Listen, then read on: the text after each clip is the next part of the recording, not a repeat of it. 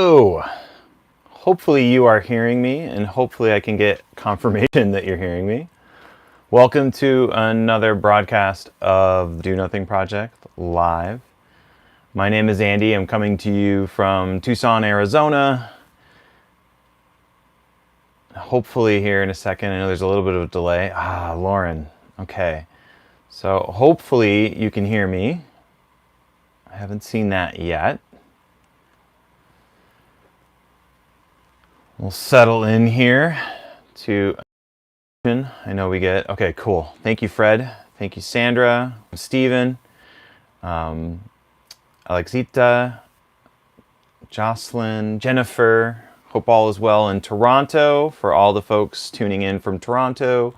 And I am also in the monsoon threatening part of the southwest of America. So hopefully I have an uninterrupted power system on my internet, and I have a battery powered iPad. So hopefully I won't get interrupted. Years ago, maybe it was a year and a half ago or 2 years ago, in the middle of one of my guidance, I lost total power and everything was shut off. So hopefully we won't have a repeat of that tonight. So if you're new, welcome, a big giant welcome. This is the Do Nothing Project. As Jeff says, it's the most boring thing on YouTube. I'm not sure that we have certification for that as being the most boring, but likely we're a contender if we're not the most. I am filling in for our gracious normal host, Jeff Warren, who is somewhere in the northern regions of Ontario right now. Jeff had mentioned that in the summertime, he tries to get out of the city and up north into Ontario as much as possible. Hello, Jeff McPhee and Jewel. Great to see you as well, or to at least be acknowledged, or to, however this works, you see me, I see chat.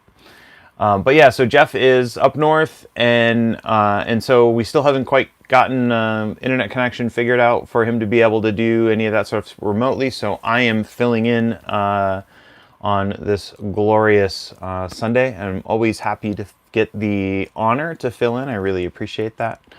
So I think I was looking, and I think I've filled in 4 times in the last 5 months or something like that. So definitely an honor.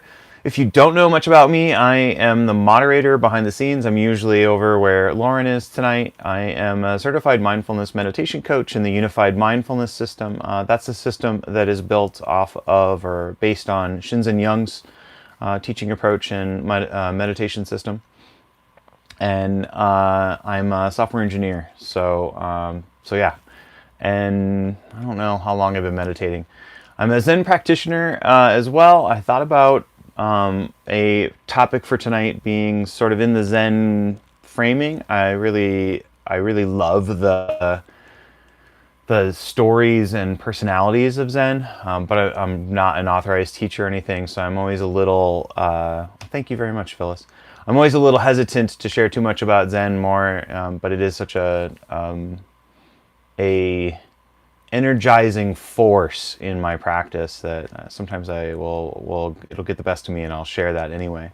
But the theme I wanted to play with tonight is something that, if said in a particular way, could be seen as maybe a negative thing, but I think this community would see it as a positive thing. The term is nothing's free. Usually you hear nothing's free as in like there's no free lunch or there's always a cost.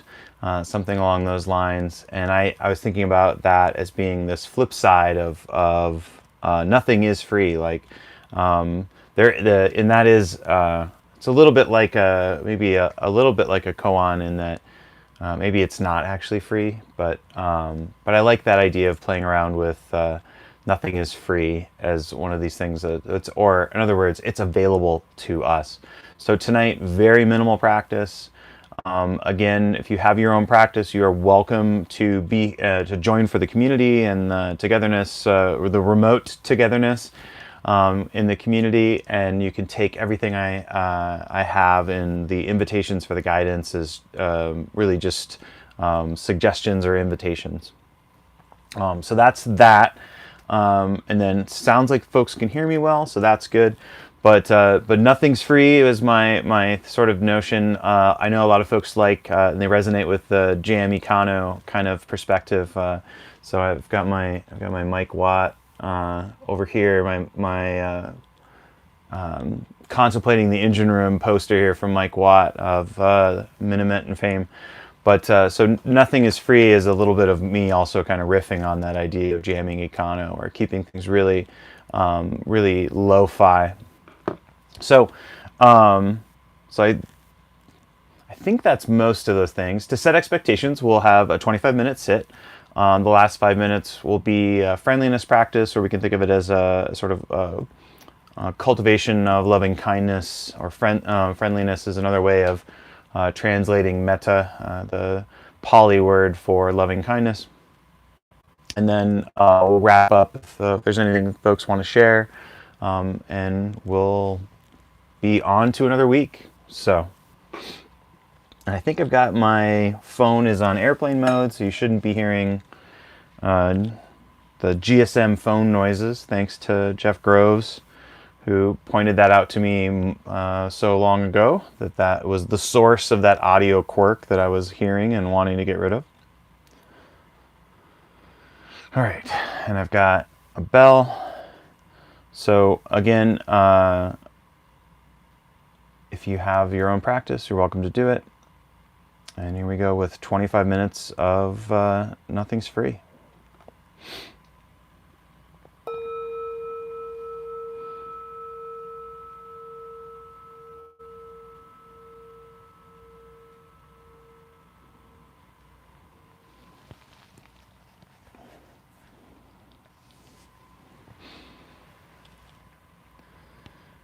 So I like to sort of make sure I've got myself arranged in a way that'll help support my sits. So I like to check in with my posture. And so we could be meditating in a chair or on a cushion or in our favorite yoga pose, or standing or sitting. All of those are options. Could be sort of luxuriously lounging in a large armchair. All of these are possible ways to go about it. For me, I like to check in with a posture and just see if I can be upright. So if I'm not laying down, I want to be upright. See that sort of in a balanced posture. And then just checking in to see if there's any tension that's being held in the body.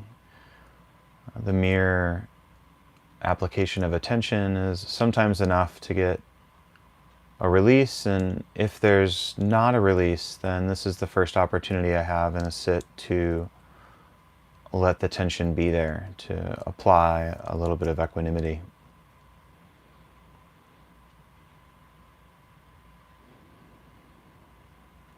And I may scan from the top of my head into the forehead, around the eyes, around the neck, the jaw, and down, coating the front of the face with awareness, and then maybe moving to the shoulders.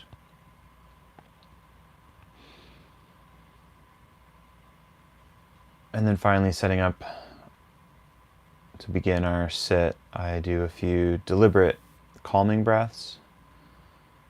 In the spirit of the Beastie Boys, these breaths are slow and low. Breathing in slow through the nose allows me to breathe low down into the diaphragm, or the dantian, the belly. And then accentuating and extending the exhale if possible.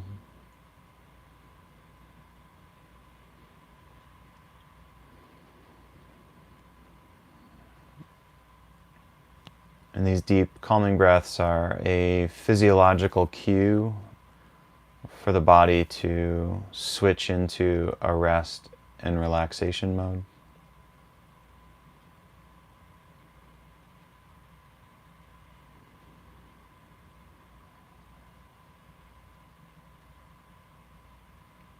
And for some, this point right here, this pleasantly sitting and knowing that you're sitting, is where people like to reside.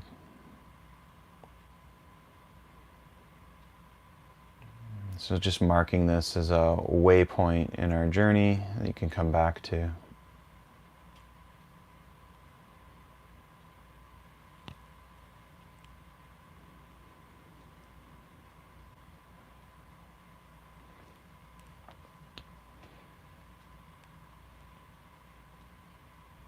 And after I've gone through that sequence, sometimes I'm sort of just checking in to see what's the body like. What's the whole body-mind system like at the moment? So if I'm feeling a little bit spacey, I might choose to use a focus object to begin. As a way to generate a little bit of concentration. And for some that might be the breath, for others that might be the body, or maybe a sense of rest as you're sitting. And a favorite for me is sounds around me. So in the room I'm in, there's a fan, and that noise is pretty consistent. So I can use that as an object, noting as my attention is resting on that object. And then again, if I'm feeling a little spacey or a little less grounded than I want to, I might use a mental label, one based on whatever object I've chosen.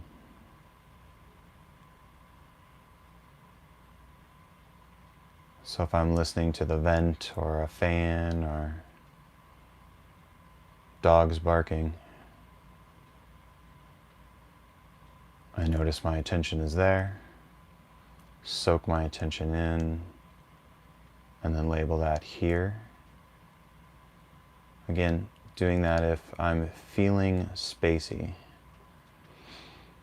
If I'm not, I might just settle into doing nothing. So not controlling my attention, not deliberately doing anything with my experience.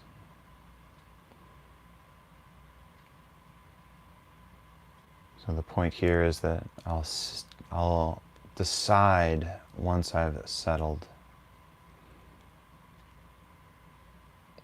So I'll let you decide and choose the direction of nothing or something.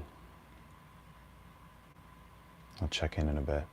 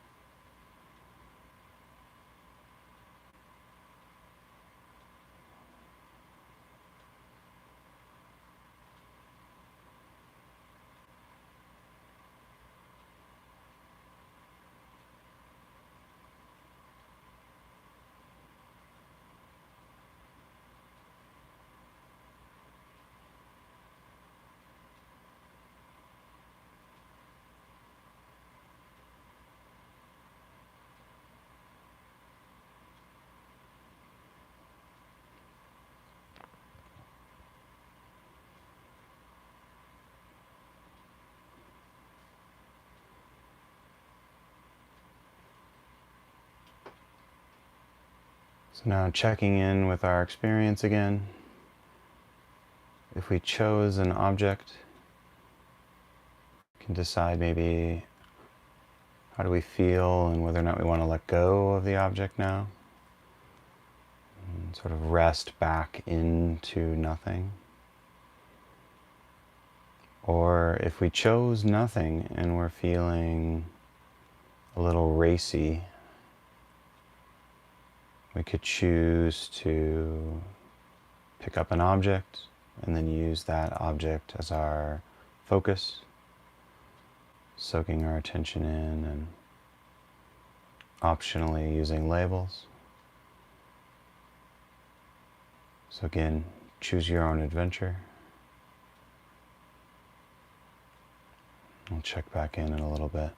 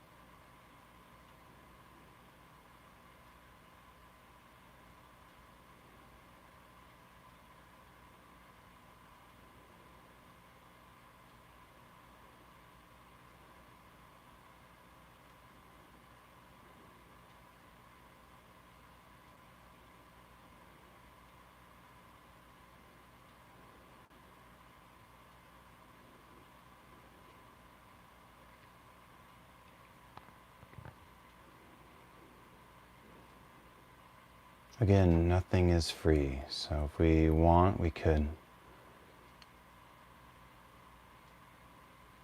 adopt this posture in the mind of letting the mind wander and graze in an open field, going wherever it chooses.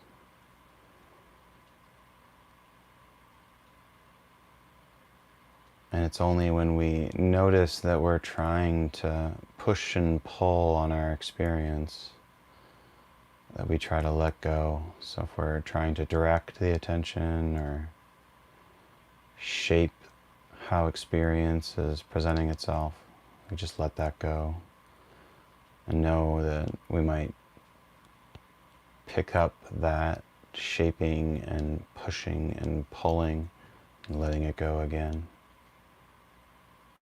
with the resolve that we can notice and let go as many times as we need to.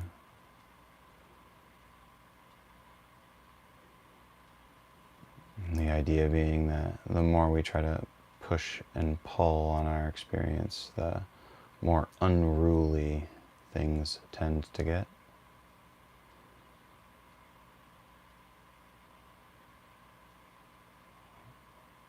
Leaning back and letting it all come to you.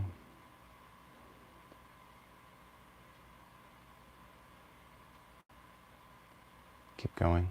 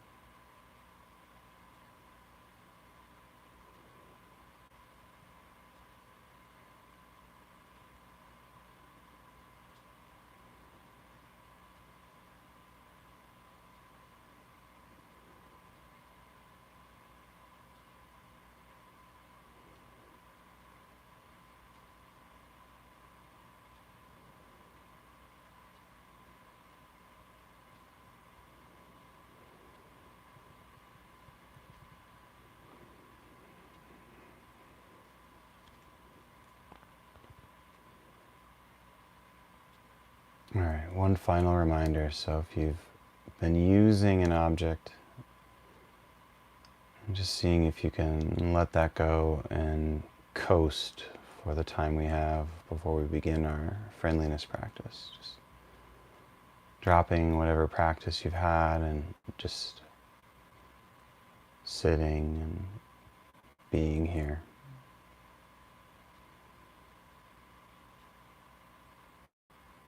I like the visual of you've been pedaling up the hill and now you can stop pedaling and just coast.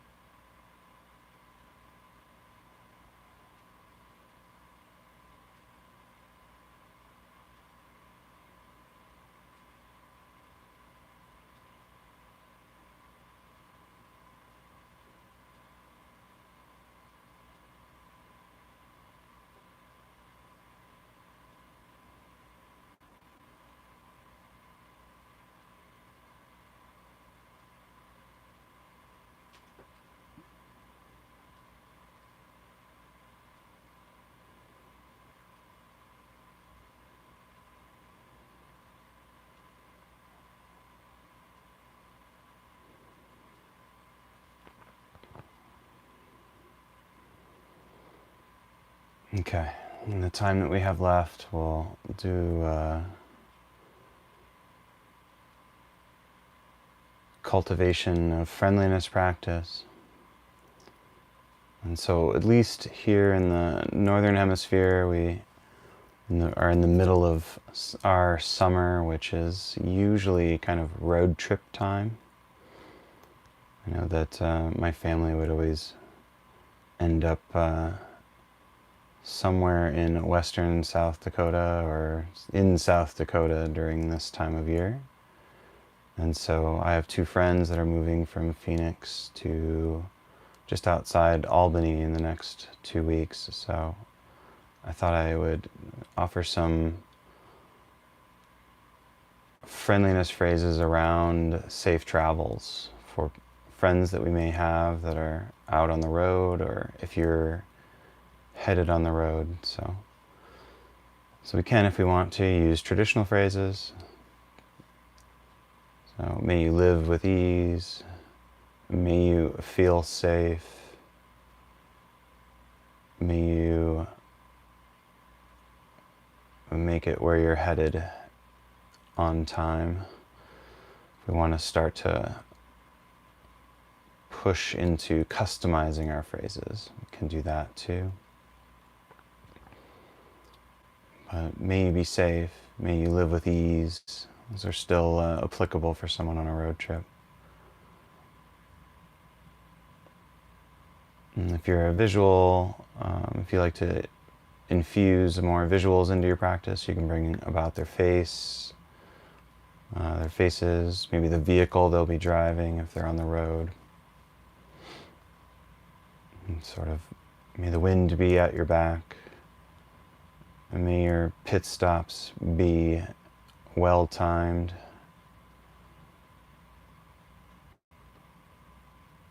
May your refueling be cheaper than expected.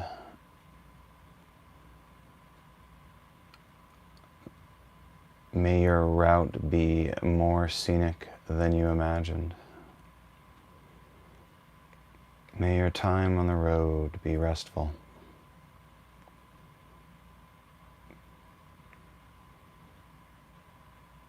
And again, if you want to focus more on the visual side, you can do that. Or use the phrases almost like you're striking yourself as a positive radiating bell.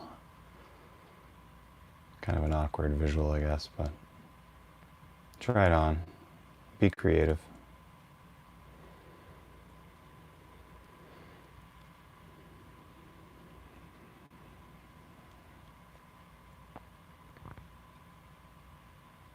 May your route be scenic. May the wind be at your back. May your refueling be cheaper than expected. May you get where you're going safely. May this trip bring you rest.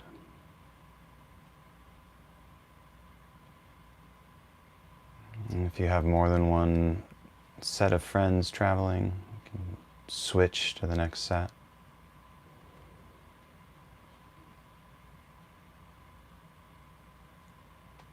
Again, stoking the friendliness by bringing up visuals, using the repetition of phrases as a way to warm our emotions and our sensibility. Totally fine to fall back on familiar phrases. May you live with ease, and may you feel safe.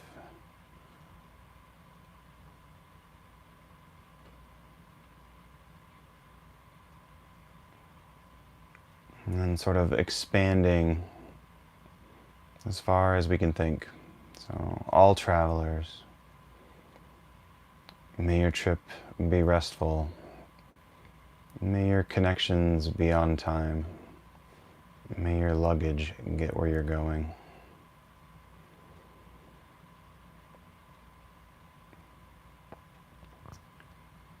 May your trip bring joy.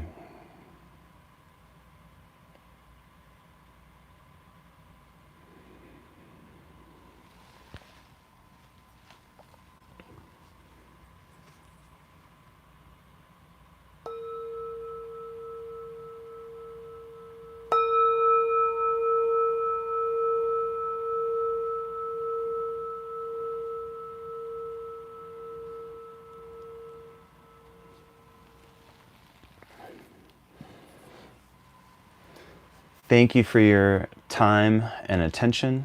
Thank you for sitting with us. Thank you for being part of the wider Do Nothing Project community. Please know the community is such a giant, just a giant, I don't even have the appropriate words. It's this, it instills a sense of, it's a large battery of hope. And I'm incredibly thankful to be part of it. Thank you to Jeff and Lily and Milin and Lauren. A big, giant thank you to you for holding it down in the blue font. I'm glad you liked those, Phyllis. So I just got back from a work trip out east, and so having friends that I know are about ready to set out and travel, sort of, getting where you're going and doing so safely and being scenic, having a scenic sort of thing. And it's I don't know. This is summer is a travel time for me. So thank you to Angie, and gosh, there's a bunch of just names that just went past that I haven't been able to get all your names out. So trying to think of again, if you feel called to support the Do Nothing Project in some way, shape, or form, one way to do that is through the Consciousness Explorers pod cast, or the Mind Body pod, or the Mind Bod pod. I haven't put that in chat in a while now. You can find more information at Explorers FM. So that is Jeff and Tasha. For that, not sure about what the plan is for season 2, so stay tuned. You're very welcome, Edward. Thank you for joining live. And I should say that too. Thank you for everyone who's joining live, and to all the folks that do watch after the fact in the future. I hope the future is treating you well. You're very welcome, Brian. So that was one way. The Patreon for Consciousness Explorers podcast. The other way is for CEC Meditate. You can find the Consciousness Explorers Club website at cecmeditate.com, and you can get all sorts of information about. You can get the newsletter and what's going on for the Consciousness Explorers Club by joining their newsletter. So that's that, I think. And then if you there may still be room for Jeff's in-person retreat at Omega, which I think there's also a virtual option. I'm not positive about that, but jeffwarren.org. And if you go to, I think it's retreats, that's the retreat that's coming up just in 2 weeks at Rhinebeck. At Omega Institute. I'm not sure how we're going to handle the Do Nothing project at that point. Thank you so much, John. We very much appreciate that you appreciate things. And then there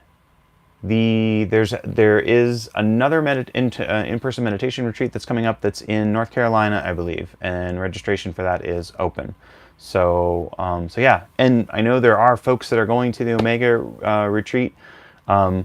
If the airlines get me there, I will be there too. So I'm super excited that will be my first in-person retreat since this craziness with the pandemic has started. So I'm really, really looking forward to it and being at Omega. So Alexita, you're very welcome. Mitch, very welcome. Thank you so much. So yeah, I think that's it. Yeah. Have a great week. Oh yeah, Randy. So the last I heard very, very good things about it last year as well. I have not been to upstate New York before, so I'm also very, very interested in that. Being someone who has observed from afar some of the different Zen monasteries and such that are out there. So yeah, we will expect Jeff to be the guide next week, I guess, and we'll work from there. So have a great week. Thanks for sitting with us.